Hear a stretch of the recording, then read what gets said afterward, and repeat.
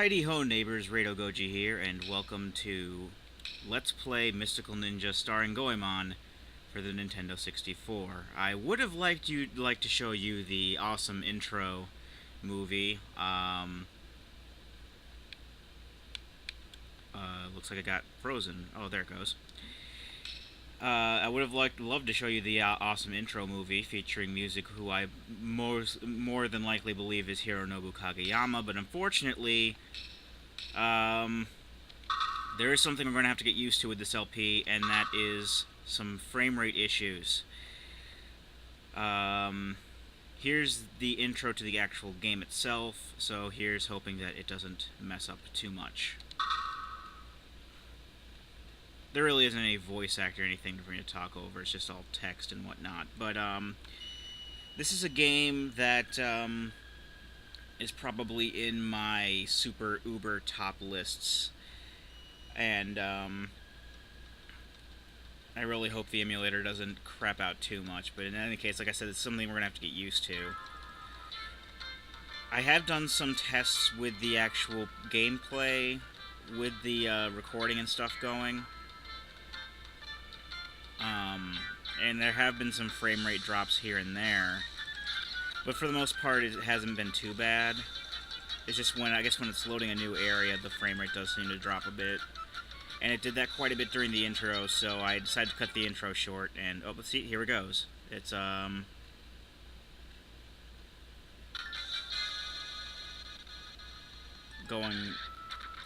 I don't know if it went off sync or anything like that, but it does tend to freeze up a bit. But yeah, this is actually a game I am sad to say I don't actually own, but it should have been mine. I rented it like all the time when it was when we still had a rental store near us, and then my friends and I went to EB Games after we went to the movies one day, and I saw both this and Castlevania Symphony of the Night at the store, which is both games that I really wanted. However, I didn't have a lot of money on me because I spent a lot of it at all of the money I brought with me at the movies. And what ended up happening was one of my friends bought Symphony of the Night, and another one of my friends bought this. So I technically still have access to this game, I just don't own it. And I'm really sad about that. If I still had my N64 around, I would have probably done some sort of capture device to play it, but as it is now, I can't find my N64 anywhere. So I have to deal with the emulator and its frame rate issues. I am going to be doing what I said I was going to do before and try to play this all in one sitting. I did start off about an hour or so, about an hour or so later than I intended, because I want to try and get as much of this done before D&D as I can. And we have D&D this afternoon. And, yeah. My current speed, if I speed ran it, my current record for beating this game while speed running, like skipping all skippable cutscenes, not talking to anybody, and not collecting any of the cats from my life bar, I can get this done in about 3.5 hours. I'm hoping to shoot for, at this point, 5. I really don't think that there's a whole lot of stuff that's added to the time overall, and I know where I'm going. I'm not going to be talking to everybody in the game, I'm just going to be talking to people who are going to be major characters or people I particularly want to show off. So hopefully I'm going to be able to get this done in a relatively short amount of time. I'm also not going to be posting up these videos today because I'm not going to have time to both record all of this and edit and post it all up. But I do have an episode of Final Fantasy adventure already recorded from a few days ago that I'm going to be putting up later today. Once I'm done with all this. All right, so now we have control. And by the way, I know, like I said, I know that there's no, I couldn't really record the intro that well, but you can look it up on YouTube. I'm fairly sure that the song is sung by Hironobu Kageyama, who is the same guy who sang a lot of anime and tokusatsu theme songs. He's probably the main. I don't know if he's. Well, at least he was when I saw them in concert. He is the main guy in Jam Project right now. He's sung a lot of Sentai songs, like most notable to me, the Dengeki Sentai Changeman, which is one of the better ones. I'm just getting used to the controls a bit because I'm using an Xbox controller and not an N64 controller. But we move around, we can jump, we can attack. We have multiple weapons we can swap between. Goemon has a pipe, and he can also throw money, which, from what I understand, is something that ninjas or samurai did back in the day, if video games are to be believed.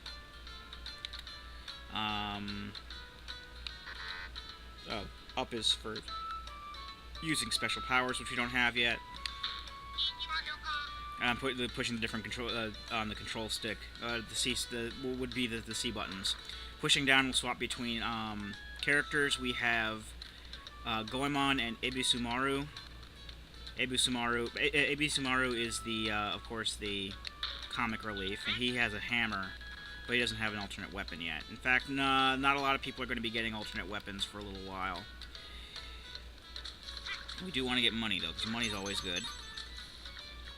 So basically, the story, as you saw, there are some dudes going around in a giant peach, and they're turning parts of Japan into stages, like scenery, stage play stages. Oh, I was pushing the wrong button. I meant to be pushing B, but he stole some of our money. Because B is attack. Probably should have set that up to X, because I'm more than likely... I'll change it between videos. There really isn't much to talk about here. There's a lot of people who break the fourth wall, and there are a lot of anachronisms, like people mention video cameras and stuff, but there are a few things I do want to show off. For example, like restaurants and shops and stuff. In the restaurants, you can get different food items, which the food items are different depending on where you go, but they all pretty much do the same kind of thing. One restores, they each restore a certain amount of health. We're not going to be using them much, because I'm awesome at this game, and I'm fairly sure that even with the slowdown sometimes, I'll be able to,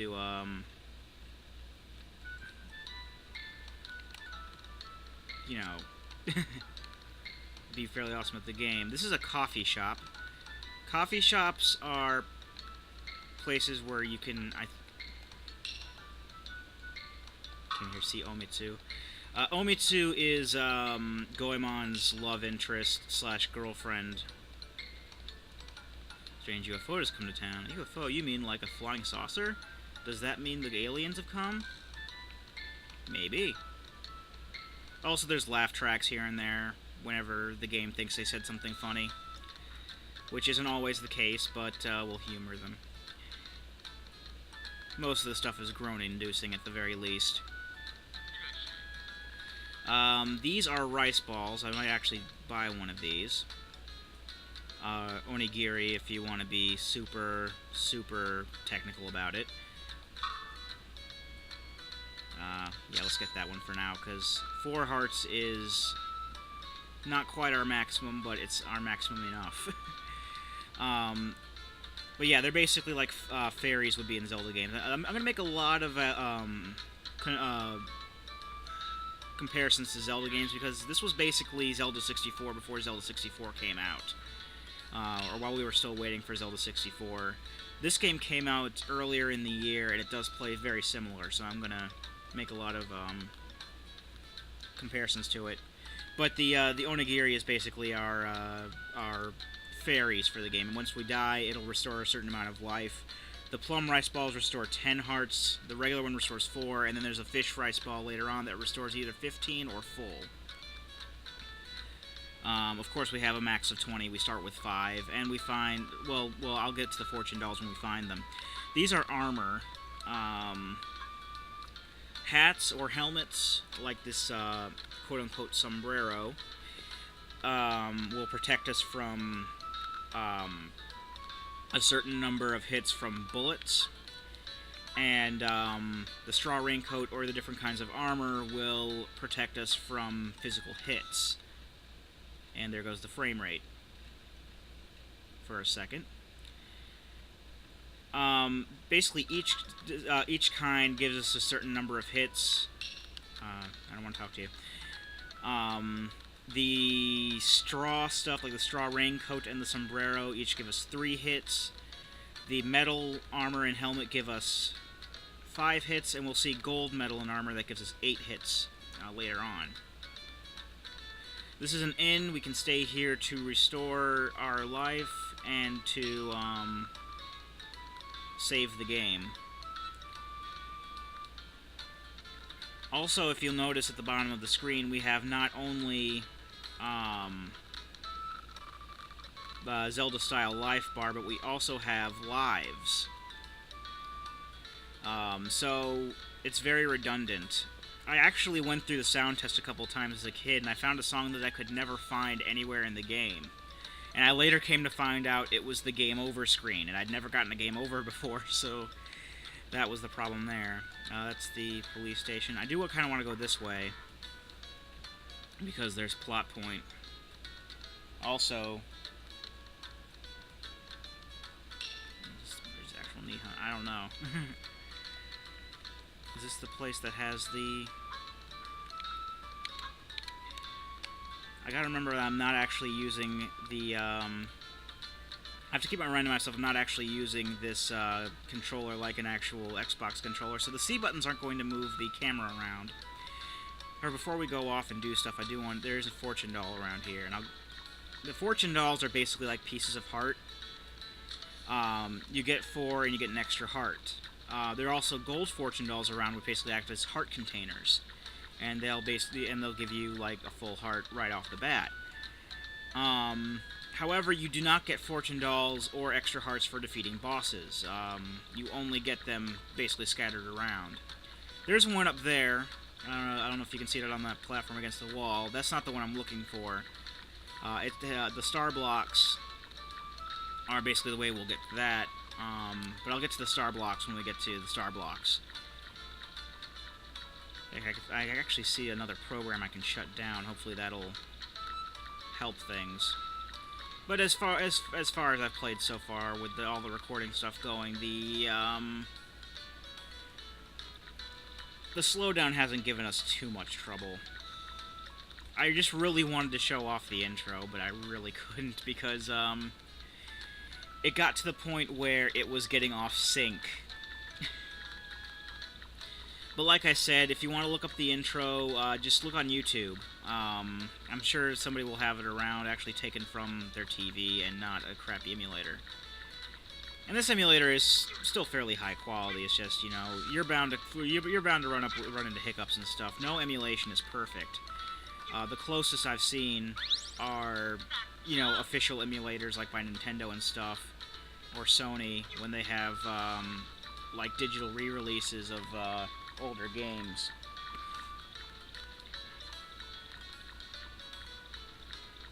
So let me get out of the water here. But I do want to, before we cut off the video, I do want to show off what the star blocks do, because they are kind of a plot point in how we're going to move forward in the game. So I'm going to do that before I get off onto the main action-y part of the game.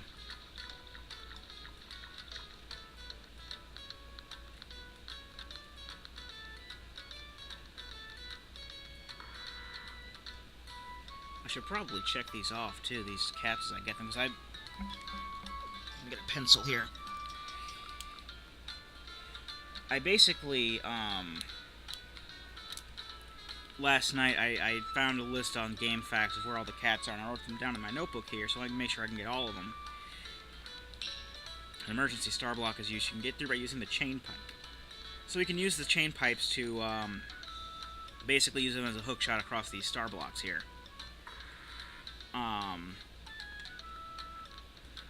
But I'll get more into the chain pipe after we get it, because we are going to go get it in just a second. I do kind of want to show off the plot points that, you know, point us off in certain directions and stuff. I just don't know where the other gate is. Oh, it's in the town area, the shopping district.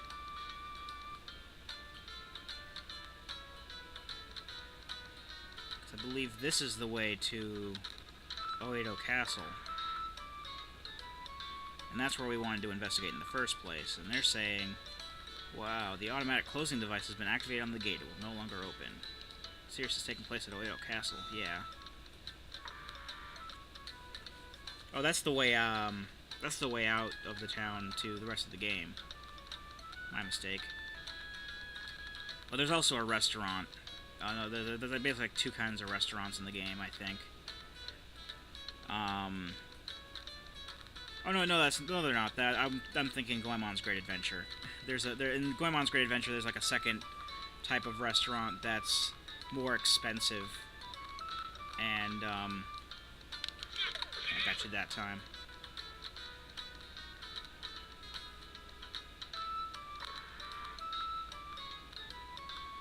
Okay. Anyway, I'm not gonna go ask around for people to find the plot point, really. It's, if you ask people around people, you don't really have to talk to people in the game, but people will say stuff about, atomic stick. We'll say stuff about, up at Mount Fuji, there's a guy named Mokube who's a pipe maker, and he will make us the chain pipe that we need to get into the castle. Also, here's the fortune teller. I don't really use the fortune teller much because it's very disturbing, but we will be using it later on. That's the only way to get something to show up. It's usually a way to find out where to go next. We will be seeing the fortune teller at least once during this playthrough, though. So, those of you who are big fans of the fortune teller won't be completely disappointed. Mount Fuji to the west. Alright, so next, in our next episode, I'm still keeping this to as close to 15 minutes as I can. We will head off to Mount Fuji, and that's already about 15 minutes, well, even more than 15 minutes wasted, just dicking around in the first town. That's okay, I'll make this work in around 4.5 hours somehow. 5.5 hours, actually. I keep thinking I have less time than I do. In any case, I've been Oedo Goji, and I'll be here next time. Join me, won't you?